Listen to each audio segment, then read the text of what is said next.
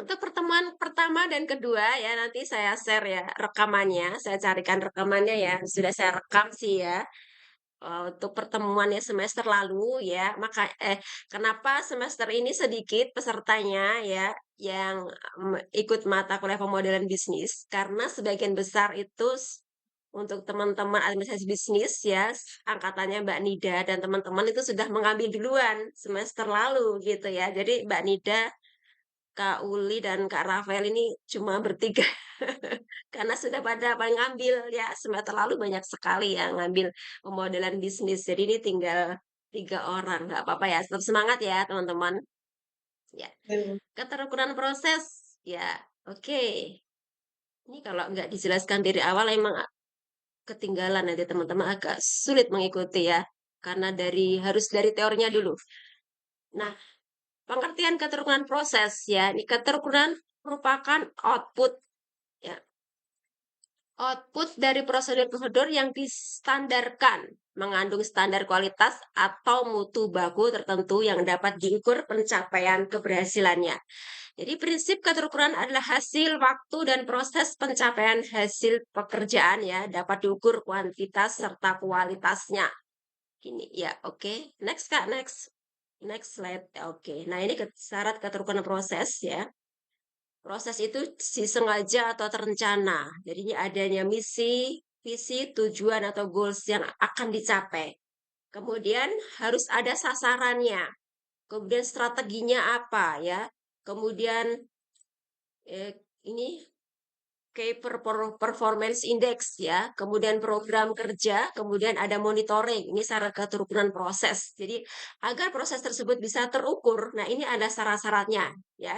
Jadi ada sasarannya, strateginya, jadi ada Key Performance Index atau KPI. Nah, itu program kerja, monitoring. Nah, ini semuanya bisa terukur. Jadi ada sesuatu ataupun hal yang bisa diukur. Nah, ini ya syarat keterukuran proses ya. Oke, next slide, Kak. Nah, ini perencanaan bisnis ya. Oke. Nah, ini dari konsep bisnis dulu ya, teman-teman ya. Jadi namanya juga pemodelan bisnis ya. Jadi model bisnis. Jadi kita harus belajar pengertiannya dulu ya.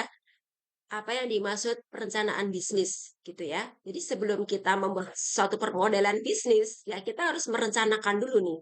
Nah, bisnis apa, konsepnya apa, strateginya apa ya dalam berbisnis tersebut. Ya, kita merencanakan dulu ya, bisnis apa yang akan kita buat nanti ya. Kita buat perencanaannya dulu, rencana bisnis ya atau bisnis plan ya, adalah suatu dokumen tertulis dibuat untuk memproyeksikan keseluruhan informasi mengenai bisnis yang dijalankan. Jadi ada konsepnya, konsep bisnisnya apa nih gitu ya. Misalnya kalau teman-teman ingin membuat kafe, bisnis kafe, konsepnya konsep modern nih gitu. Atau konsepnya ini istilahnya konsep yang klasik gitu. Nah, ini kita harus eee, mencari tahu itu, merencanakan dulu konsep bisnisnya apa. Misalnya kalau teman-teman ingin membuat, rumah makan ya atau warung bakso ya, konsepnya apa ini? Oh, konsepnya itu Sunda misalnya, rumah makan Sunda, konsepnya Sunda ya, nanti dari tata letaknya, kemudian makanannya, kemudian penyajiannya, kemudian pelayannya atau yang melayani, nanti juga konsepnya itu harus sejalan ya. Kalau konsepnya Sunda ya semuanya dari ornamennya juga ke arah sana Sunda atau Bali gitu misalnya gitu ya. Jadi dari aksesorisnya, penyajiannya, menu makanannya gitu ya, satu konsep. Nah, gitu teman-teman ya. Jadi konsep bisnisnya apa? Nah, kita harus menentukan ya. Karena nanti teman-teman akan Ibu minta untuk membuat rencana bisnis ya. Rencana bisnis teman-teman apa? Nanti dibuat pemodelan bisnisnya, dibuat peta proses bisnis. Nah, gitu ya. Jadi ini kita belajar teorinya dulu ya. Kemudian strategi pemasarannya apa nih yang digunakan ya? Misalnya kalau kita ingin pemasaran, strategi pemasarannya apa nih? Oh, kita ingin memasarkan secara online gitu ya. Misalnya untuk suatu produk pakaian misalnya atau elektronik ya, kita via Shopee gitu ataupun Tokopedia. Nah, Kemudian kalau kuliner makanan, kita kerjasama atau menggandeng dengan, GoFood atau GrabFood, ya strategi pemasarannya gitu ya. Atau kita dengan cara memberikan diskon. Nah, gitu ya. Setiap pembelian 10 unit nanti mendapatkan diskon 1 unit gitu ya. Atau buy one get one misalnya, contoh ya gitu. Atau diskon setiap ada event perusahaan ataupun untuk kemerdekaan Republik Indonesia misalnya, ataupun tahun baru gitu, kita berikan diskon gitu, sekian persen, nah gitu ya. Itu merupakan strategi pemasaran. Kalau kita memberikan diskon tentunya harus dipertimbangkan dulu ya, gitu ya, harganya ya. Jadi jangan sampai kita rugi banyak gitu ya. Jadi harus, kita memperhitungkan dulu ya harganya ya. Nah, untuk itu teman-teman nanti juga harus tahu harga pokok pembelian berapa, harga penjualan berapa, harga produksi berapa. Jadi jangan sampai rugi ya dengan memberikan diskon. Nah, sebetulnya diskon itu adalah suatu strategi saja gitu, strategi pemasaran ya teman-teman ya. Untuk meningkatkan jumlah penjualan atau untuk menarik konsumen agar membeli produk kita sebanyak-banyaknya. Pada dasarnya kita rugi nggak? Enggak rugi ya. Tetap ada untungnya ya. Karena perusahaan itu sudah mencatat atau mengetahui, membukukan ya, ataupun menghitung ya, biaya produksi sekian, biaya penjualan sekian gitu ya.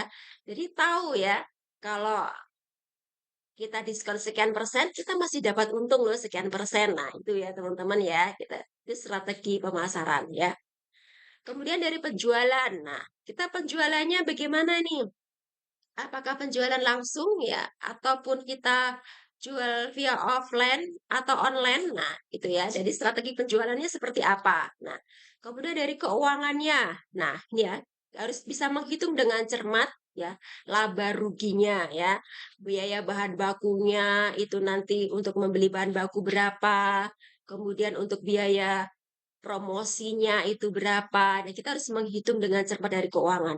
Untuk biaya variabel fixed cost-nya berapa ya. Biaya fixed cost itu adalah biaya tetap ya. Seperti gaji karyawan, tunjangan karyawan, membayar BPJS, itu termasuk fixed cost ya. Ataupun tetap ya, pengeluaran tetap ya. Kemudian kalau biaya variabel, itu biaya-biaya yang tidak tetap ya. Biaya yang dikeluarkan oleh perusahaan ya, untuk memproduksi suatu barang gitu ataupun jasa. Nah, itu ya. Oke, next slide, Kak. Nah, tujuan perencanaan bisnis ini untuk memastikan bisnis sesuai visi misi ya, untuk menghitung sumber daya ya. Kira-kira untuk memproduksi 100 unit dalam sehari kita memerlukan SDM berapa orang sih? Nah, itu dia. Dengan ada perencanaan tersebut kita bisa menghitung dengan tepat SDM-nya berapa yang kita butuhkan. Untuk menggaji SDM nanti berapa? Jangan sampai over ya.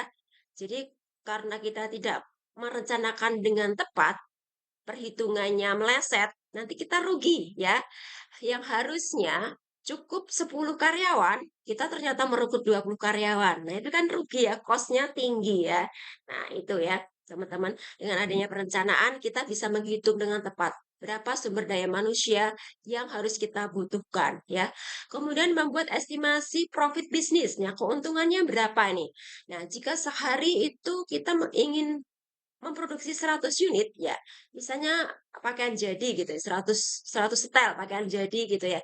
Nah, dengan sumber daya manusia SDM yang kita perlukan untuk membuat 100 unit itu misalnya, oh ternyata kalau 100 unit itu cukup 10 orang ya, 1 hari. Nah, nanti dari biaya produksinya berapa ya, jadi kita bisa membuat estimasi profitnya ya, keuntungannya nanti berapa ya, biaya produksinya berapa, kemudian Eee, untuk biaya untuk gaji karyawannya berapa, ya, dan sebagainya nanti kita hitung ya, kemudian biaya promosinya berapa, kemudian omsetnya berapa ya, kemudian dikurangi ya, dari pemasukan dikurangi pengeluaran, nah ketemulah nanti keuntungannya atau laba bersihnya berapa, itu kita bisa merencanakan ataupun menghitungnya dalam perencanaan bisnis tersebut.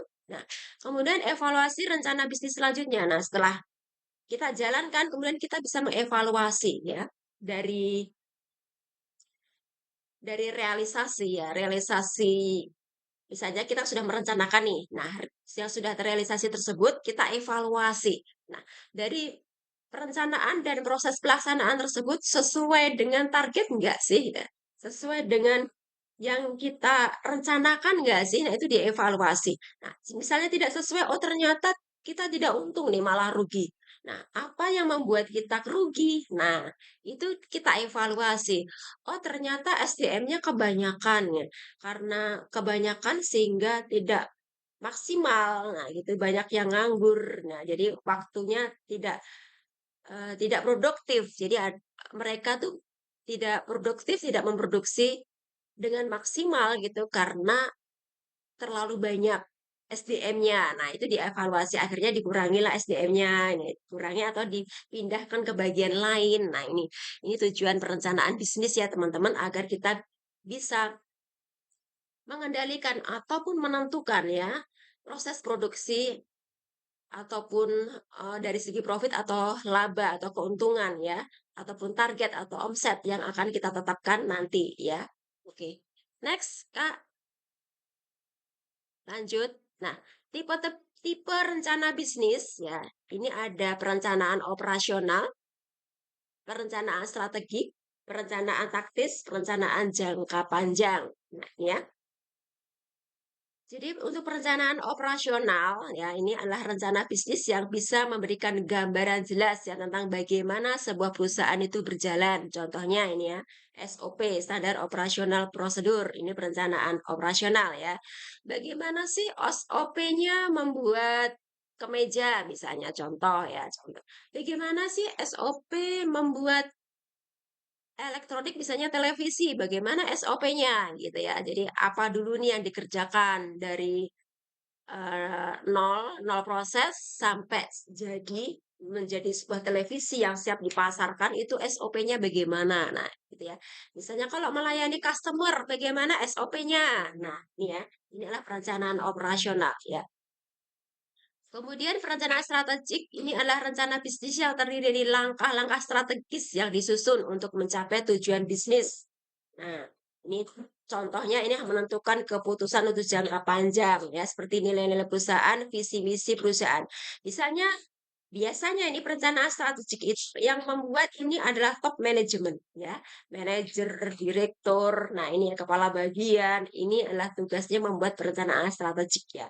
Kalau di level bawahnya middle management, lower management itu perencanaan operasional, ya operasionalnya gitu ya. Kalau rencana strategik ini adalah rencana jangka panjang, rencana 5 tahun ke depan, ya tahun depan gitu kita membuat apa perencanaannya ya, tujuannya apa ya, kita membuat suatu bisnis ya, visi misinya apa, ini adalah tugas dari top management gitu ya. Nanti dari top management, manajer atau direktur ya berserta timnya ya setelah mereka selesai membuat perencanaan jangka panjang maupun jangka menengah nah atau visi misi itu mereka sosialisasikan ya ke level di bawahnya ke middle management atau lower level management gitu ataupun ke staf di bawahnya disosialisasikan ya setelah mereka selesai membuat perencanaan strategik ini. Kemudian perencanaan taktis. Nah, ini berguna untuk merealisasikan strategi usaha yang telah direncanakan sebelumnya. Nah, ini perencanaan taktis ya, lebih ke strategi pemasaran, strategi penjualan. Nah, ini perencanaan taktis ya. Kemudian kalau perencanaan jangka panjang, ini perencanaan ini berguna untuk rencana usaha untuk jangka waktu yang lebih dari 1 tahun ya. Contohnya nih membuat rencana saham yang awalnya dijual secara tertutup Eee, dapat dibeli oleh masyarakat luas, ini contoh perencanaan jangka panjang ya, jadi lebih dari 1 tahun. Jadi, apa sih tujuan 5 tahun ke depan perusahaan? Nah, itu jangka panjang ya. Kalau dalam waktu dekat, dalam waktu 1 tahun itu namanya perencanaan jangka pendek ya, biasanya dibuat itu untuk 1 tahun ke depan. Ya, kalau jangka panjang biasanya 5 tahun ke depan atau 10 tahun ke depan, atau cita-cita perusahaan, nah, ataupun tujuan perusahaan dalam jangka panjang, ini perencanaan jangka panjang ya.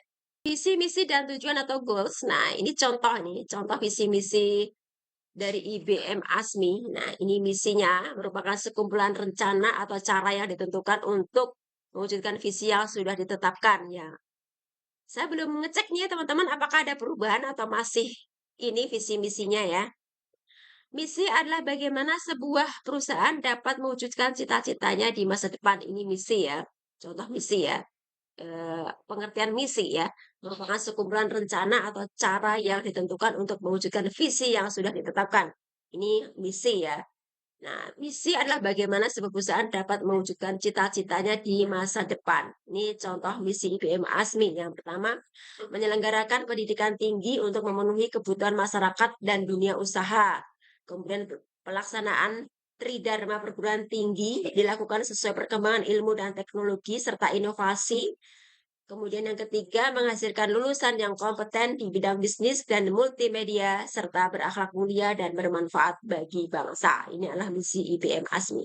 Jadi kalau misi itu adalah bagaimana sih kita bisa mewujudkan visi. Jadi tindakan yang kita lakukan ya, ataupun action plan dari visi yang sudah kita canangkan. Kalau visi itu adalah tujuan masa depan, cita-cita masa depannya apa gitu ya. Kalau misi itu apa yang kamu lakukan untuk mewujudkan misi atau visi ya. Kalau misi itu adalah apa yang akan kamu lakukan untuk mewujudkan visi. Nah, itu misi ya. Nah, tujuan atau goals. Nah, tujuan atau goals ini adalah sebuah pernyataan yang bersifat abstrak ya, tapi mencakup keseluruhan target perusahaan ya. Tujuan ini menjelaskan intensi dan ambisi sebuah perusahaan ya. Waktu yang diinginkan untuk mencapai tujuan pun cenderung berjangka waktu panjang ya dari 3 hingga 5 tahun. Nah, contoh nih, bisnis goals atau tujuan bisnis adalah meningkatkan profit, memperbesar revenue, ya, meningkatkan efisiensi, memberikan customer service yang baik, menjadi pemimpin dalam bidang industri, membuat sebuah brand. Nah, ini ya, ini adalah tujuan atau goals ya. Revenue ini adalah jumlah seluruh pendapatan income yang dihasilkan dari penjualan baik barang maupun jasa perusahaan. Target atau objektif. Nah, kalau target itu bersifat lebih spesifik ya dan terukur yang dibutuhkan untuk mencapai tujuan. Jadi sebuah target tuh harus dicapai dalam jangka waktu yang lebih singkat dibanding tujuan. Ya, target ya. Dalam target dijelaskan aksi atau langkah apa saja yang harus dilakukan untuk mencapai tujuan bisnis. Contohnya tujuan ini meningkatkan pendapatan. Jadi perusahaan memiliki target meningkatkan 30% penjualan sampai akhir tahun 2023. Ya, ini contoh ya teman-teman. Nah, biasanya kalau bekerja nih, biasanya contohnya nih seorang sales ya, sales mobil gitu di Mitsubishi misalnya atau Toyota biasanya kan dikasih target ya. Ini contoh saja ya. Satu orang sales ataupun marketing itu 1 bulan memiliki target 10, misalnya menjual 10 mobil atau 10 motor. Nah, ini target ya. Jadi dikasih target. Nah, target itu terukur ya, bisa diukur ya. Tidak abstrak ya, harus bisa diukur targetnya ya. Misalnya perusahaan satu perusahaan mentargetkan ya omset penjualan bulan ini atau 1 tahun itu mencapai 10 miliar misalnya contoh ya omset penjualannya. Nah itu target. Jadi target itu yang bisa diukur ya atau terukur gitu ya teman-teman. Ya. Kemudian kalau sasaran, nah sasaran bisnis ya bisnis objektif adalah target bisnis yang dinyatakan secara spesifik, terukur, realistis, relevan, dan berbatas waktu di sasaran ya. Bisnis membutuhkan sasaran ini untuk mengarahkan organisasi dan orang-orang di dalamnya. Jadi sasaran bisnis bisa terkait dengan pertumbuhan laba dan pangsa pasar. Jadi sasaran yang baik harus selaras dengan tujuan dan visi secara keseluruhan. Sasaran menjelaskan secara rinci bagaimana Anda mencapai tujuan bisnis. Jadi kita harus memiliki sasaran. Sasarannya apa sih gitu ya? Oh, biar perusahaan itu maju dan berkembang sasarannya apa? Oh, sasarannya tahun 2025 kita harus bisa ekspor gitu ya. Ekspor produk misalnya elektronik, televisi gitu ya, ataupun handphone misalnya contoh ya, atau laptop gitu ya. Bisa ekspor gitu ya. Wah, Indonesia ekspor ekspor elektronik luar biasa ya. Biasanya kita impor misalnya. Ini sasarannya ya contoh ya. Kita tahun 2026 ya, kita bisa ekspor gitu. Ekspor 1.000 unit gitu. 1000 unit televisi atau HP atau laptop misalnya contoh ya, ke Jepang misalnya contoh ya gitu. Luar biasa ya Indonesia ekspor elektronik ya. Ini contoh saja gitu ya. Kita berandai-andai boleh kan biar Indonesia itu maju. Masa kita impor terus ya ya gitu, ke depan juga kita pengen ekspor dong, biar Indonesia itu semakin, meningkat ya teknologinya gitu ya, jangan impor terus ya. Ya tahun depan 2026 kita tidak lagi impor gitu, tidak lagi impor handphone ataupun laptop ya atau komputer, kita bisa memproduksi sendiri ya. Tahun 2026 ekspor 1000 unit gitu ya, minimal 1000 unit contohnya ini sasarannya gitu ya, teman-teman contoh ya. Jadi bisa terukur ya. Oke next slide.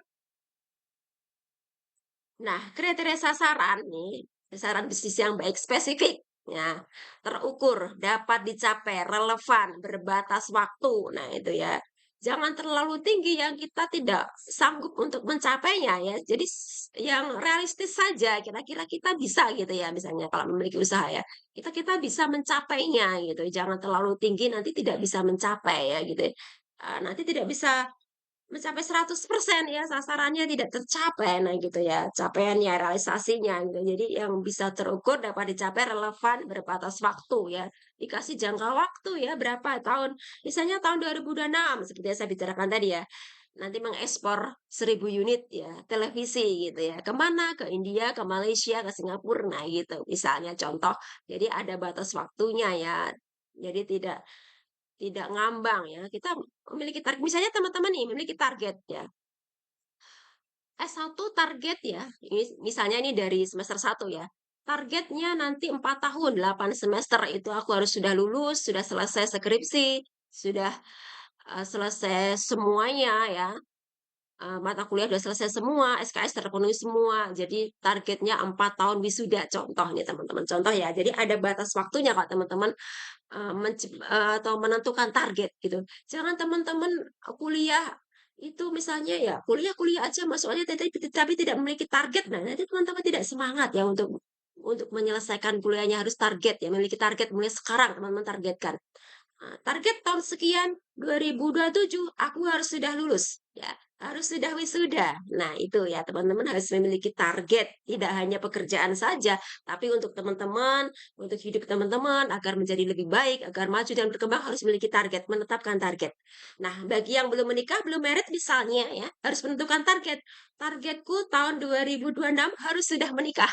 Nah, untuk menuju ke sana, apa yang akan kamu persiapkan? Nih contoh mudahnya ya teman-teman. Aku harus cepat lulus kuliah, harus, bekerja, harus memiliki tabungan 100 juta misalnya minimal, contoh misalnya ya, agar bisa menikah ya, bisa melamar tunangan saya misalnya, contoh yang cowok gitu ya, harus memiliki tabungan 100 juta gitu ya.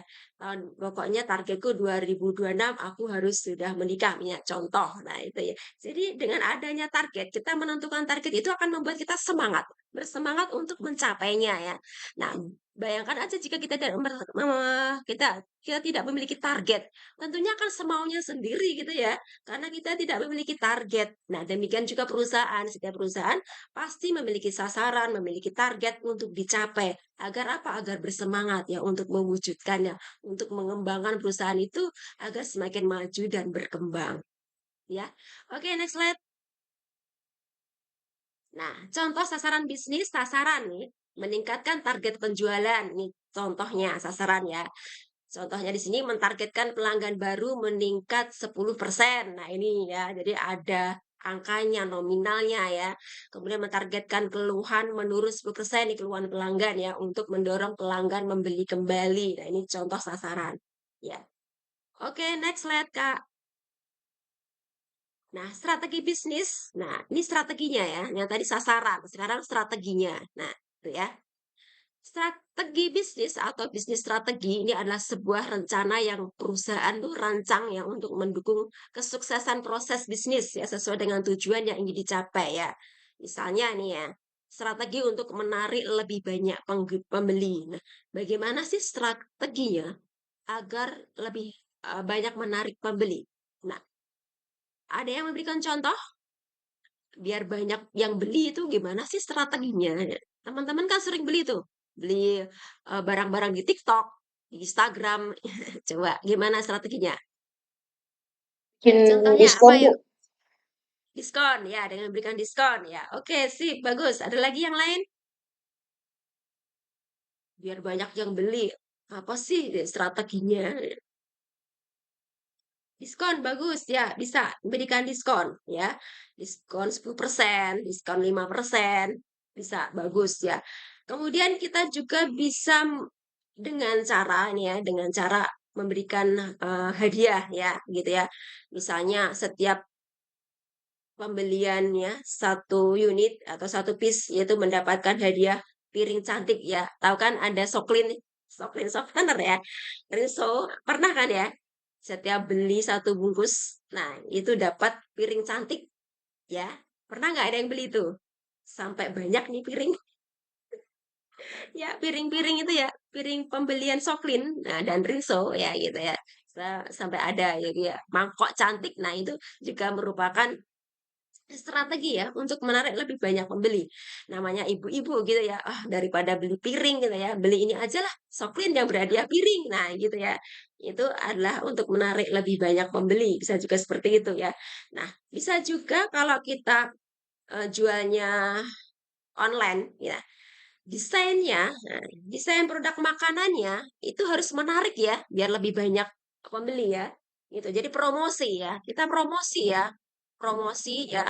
Jadi tidak hanya kita foto produk kita, cepret gitu kita foto kemudian kita upload ya, gitu ya. Di-upload di Shopee atau Tokopedia ya, tidak hanya seperti itu ya. Tapi fotonya itu harus estetik ya. Kalau makanan gitu ya, misalnya es krim gitu ya, yang kayak ada seperti uap-uapnya es krim yang gambarnya yang es krimnya meleleh gitu ya, sampai meleleh dan kalau yang makan tuh ya pokoknya pakai gambar-gambar atau itu membuat orang itu tertarik gitu ya. Yang makan tuh rasanya menikmati sekali es krimnya. Nah, gitu. Oh ya, modelnya maksudnya ya, gitu ya. Nah, itu didesain, ya, diolah dengan fotogenik gitu ya. Bisa kalau yang pendapatannya sudah banyak bisa menyewa fotografer gitu ya. Fotografer untuk membuat foto yang estetik gitu ya. Untuk diupload di internet gitu ya. Ataupun di Shopee atau Tokopedia gitu. Kalau menggunakan jasa GrabFood, GoFood ya di-upload di aplikasi tersebut ya, itu menarik lebih banyak pembeli. Nah, ya, itu contoh saja ya, strategi ya untuk menarik ini. Kemudian meningkatkan akuisisi pelanggan. Nah, ini. Kemudian bagaimana caranya agar meningkatkan pelanggan ya? Kita harus bisa memberikan pelayanan terbaik ya. Ini meningkatkan kepuasan pelanggan. Ini satisfaction ini ya, kepuasan pelanggannya ya. Ini jangan kita mengecewakan pelanggan ya, kualitas ya. Kualitas dari produk kita harus bagus ya, agar pelanggan puas dan pelayanannya juga ya harus harus membuat pelanggan itu puas, jangan sampai pelanggan kecewa ya. Pelayanannya lama gitu, produknya kita pesen hari ini, nanti 3 hari, 4 hari baru sampai. Nah, itu kan pelanggan kecewa ya, gitu. Jangan sampai seperti itu ya. Kemudian meningkatkan kualitas produk dan penjualan. Ya, ini ya. Kita harus bisa meningkatkan produk dan penjualan gitu ya, teman-teman. Nah, dengan begitu ya, insya Allah bisnis tersebut akan semakin maju dan berkembang ya. Oke, next slide. Jenis-jenis strategi bisnis. Nih, operating strategi, strategi operasi, marketing strategi, strategi pemasaran, strategi pengembangan sumber daya, kemudian financial strategi, strategi keuangan. Ini adalah beberapa jenis strategi bisnis ya. Untuk penjelasannya sudah ada di buku ajar yang sudah saya share ya, teman-teman. Contoh strategi pemasaran produk makanan. Nah, ini menggunakan kemasan produk yang menarik. Nah, ini ya, misalnya kita menjual keripik ya, keripik singkong, keripik keripik pisang misalnya ya. Biar menarik pembeli bagaimana ya? Kita kemasannya gitu ya, teman. Desainnya harus menarik gitu ya. Jangan asal pakai plastik polos, kita staples, cekrek, cekrek, cekrek, kita pasarkan ya. Ini apa gitu ya. Jadi nggak estetik gitu ya. Tidak memiliki nilai tinggi gitu ya. Mungkin sama ya teman-teman, sama keripik pisang ya, ataupun keripik singkongnya. Namun kalau dia dikemas secara apik ya, dengan bagus, dengan desain yang kelihatannya mahal gitu ya, desainnya, kemasannya, kemasannya, estetiknya, tentunya harganya akan naik ya. Jadi meningkatkan value, meningkatkan nilai jadi produk tersebut ya. Ya gitu. Contohnya saja mudahnya ini teman-teman ya. Kopi, sama-sama kopinya.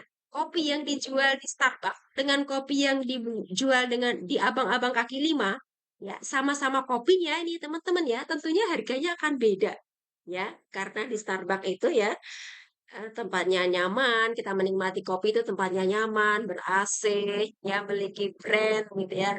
Jadi yang menikmati kopi di situ tuh kelihatan wah gitu ya. Ah, pasti orang kaya ini masuk Starbucks gitu ya. Jadi harganya ya, harganya tentunya akan lebih mahal kita beli di Starbucks daripada kita beli di warung makan atau di abang-abang gitu ya, abang-abang yang sepeda itu ya. Kalau kita Car Free Day gitu, ada kan abang-abang yang naik sepeda, nah itu yang jual, keliling gitu kopi, nah itu tentunya berbeda harganya ya teman-teman. Nah ini ya, jadi menggunakan kemasan produk yang menarik itu juga penting ya teman-teman ya untuk meningkatkan value atau nilai ya produk kita ya. Buat foto produk yang unik, nah ini dibuat foto foto yang unik ya gitu ya. Kalau teman-teman kesulitan bisa bisa dengan aplikasi Canva ya teman-teman atau aplikasi yang lain ya, foto. Ya sekarang udah banyak aplikasinya ya teman-teman AI ya. Agar foto produk itu menarik ya dan unik gitu ya. Kemudian membuat website perusahaan. Nah, ini membuat website ya. Kalau sudah besar ya usahanya membuat website. Di situ nanti banyak info-info tentang produk-produk kita. Nah, ya. Nah, strategi pemasaran makanan. Oke, terima kasih. Ini pertemuan ketiga udah selesai jam 20.15. Ada pertanyaan sebelum kita lanjut pertemuan keempat? Ada yang ditanyakan? Dari Kak Wijayanti, Kak Rafael, Kak Dida. Menarik sekali materinya, luar biasa. Oke, ada yang ditanyakan, Kak Rafael? Mas, Bu. Oke, Kak Mas, Wijayanti, Kak Pas, Kak Nida. Saya tanya satu-satu nih. jelas Bu. Oke, oke, ya. Nanti saya bagi rekamannya